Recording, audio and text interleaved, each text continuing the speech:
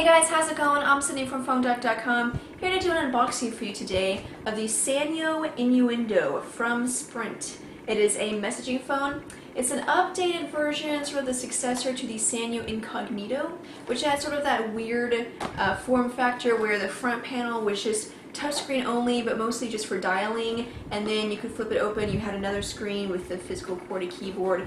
Same idea here, but just sort of an updated design. And so we're going to unbox it, give you my first impressions, then I'll come back in about a week with a full review for you guys. So it's a Sanyo Innuendo from Sprint. Innuendo from Sprint. I'm Sydney from PhoneDoc.com. Let's go check it out. So you can see from the front of the box that the phone is mostly made for messaging, so you can see the different texting acronyms that people use there. And so it does have a physical QWERTY keyboard, which is pretty nice. So let's open it up and see what's inside. You have the device, and it does have an updated design from its predecessor, from the original. So it's kind of an interesting design. Just from seeing it the first time, it almost looks like a book. Because, obviously this front panel is also a screen, a touch screen, but you can't see anything until it's turned on, so it's very interesting. And then there's another screen and the QWERTY keyboard, so we'll get more into that in just a minute, but let me see what else is in the box along with that. Getting started guides, and in Spanish as well, user guides, and then a package to send back your old phone to recycle it. Then you have your charger, just a basic AC micro USB charger. So let's put that back in there, and we'll power it on. I believe that's the power button. No, that's the power button. Okay. So you can see this front panel is a display itself. So while that's powering on, let me take off the stickies. Very nice. There's my reflection. Hey! Now,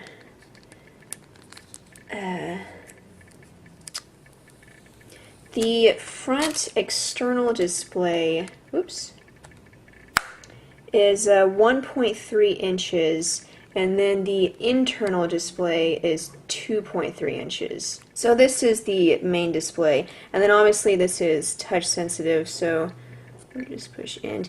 So kind of interesting, you have a keypad there, but it's all just by touch. Kind of an interesting design. Gives a nice spin on an otherwise pretty standard phone, but just makes it look a little more interesting. And then the physical QWERTY keyboard. This is obviously a color screen, and it looks beautiful actually.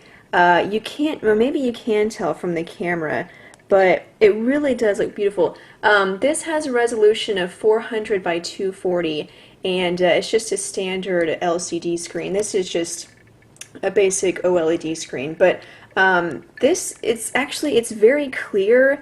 The colors pop very well.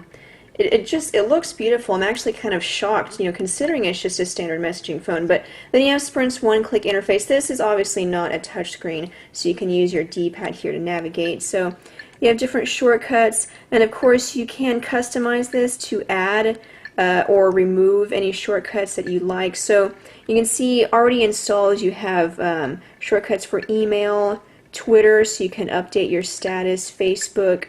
You do have Sprint navigation, Google search. You're going to have to pay for data, but it is an interesting user interface for standard messaging phones that give it sort of that look and feel of a smartphone. So let's go over to messaging, and we will type out a new message, and let's see, go to contact,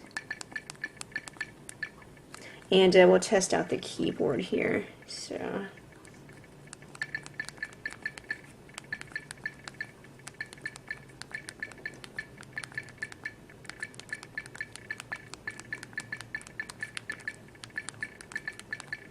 So it's a really nice keyboard. It's offset because of this D-pad. Kind of reminds me of the Rumor Touch. in the Envy Touch, kind of that same sort of design. So you may have to get used to sort of reaching over, kind of the same problem that people had with the original Motorola Droid. It had that D-pad, so you're going to have to reach over a bit, but I didn't really notice too much of a problem, except for when I was trying to type an in. I had to reach over a little bit farther than I thought, and I almost went to M instead. So, but that's really not a big deal. And then you have the space bar on its own row, a shortcut button for your emoticons, and then a shift and function button. Over here you have enter text, which I'm assuming is a shortcut button to go to text messaging, and then a shortcut button for the camera.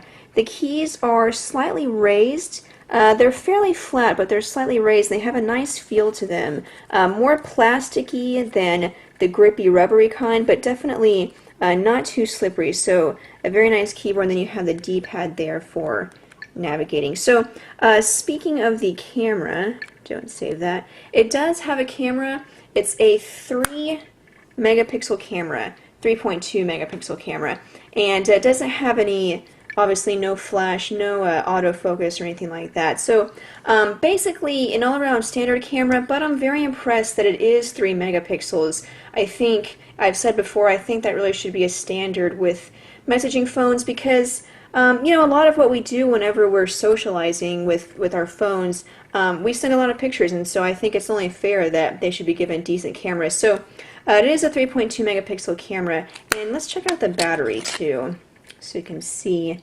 I know it's right in front of me. There it is, 860 milliamp hour. It's hard to see over the camera. I know people make fun of me all the time. They're like, I can't believe you couldn't see the battery. It's right there. But, you know, I have a camera in front of my face. So, anyway, but it is 860 milliamp hour battery. And so according to Sanyo's and Sprint's estimates, this should give you, let me check, about 4.5 hours of talk time, and then probably about a week of standby time. So let me put that back on there. Let me give you a hardware overview here. On the right side you have the micro USB port for charging, your volume rocker buttons, there's a lanyard port for a little strappy, and then that's a 2.5 millimeter headphone jack, and then the power button, which you already saw. On the left side there's nothing, just simply the hinge. So, you know, overall it actually feels like a pretty cool device. You know, overall it feels very solid in the hand. I like the design. You know, I love this internal screen. It looks beautiful, and the keyboard so far seems to work very well. And again, I'm impressed by the 3 megapixel camera. So I'm going to test it out for about a week, and then I will come back with a full review for you guys. And be sure and keep it on phonedog.com, because that's where I'll be posting the review, and you can also see other reviews that we're going to be doing. Also check out our Facebook page, because we're going to be doing live chats with you guys, so you can chat with me or Noah, whichever one of us is chatting that day. Usually right now we have it every Friday. We do a live chat, and so be sure and come and check it out. And also we're going to have other exclusive content too on our Facebook page. So facebook.com/phonedog. If you have any questions, you can post it there. You can also follow me on Twitter. It's my job to know is my Twitter screen name. So again, it's the Sanyo Innuendo from Sprint. I am Sydney from phonedog.com. Thank you so much guys for watching, and I'll see you guys later. I was just packaging everything up, and look at this. I just realized you get a micro SD adapter. So that's pretty cool. It comes in the box with an adapter, and actually I believe the phone itself, that's another phone, I believe the phone itself comes with a 1 gigabyte card. I forgot to mention that, so let me see if it's under the battery here. Yeah, there's a card in there. Yeah, so it comes with a 1 gig card, and it's expandable up to 32 gigs. Plus you also get the micro SD adapter. So that's very nifty. I'm very impressed with this phone. Sorry I forgot to mention that, guys, but I wanted to get that into you for you, get that in there for you. I know how to talk, don't worry. Anyway, again, Sanyo Innuendo from Sprint. Thanks guys for watching. I'll see you guys later.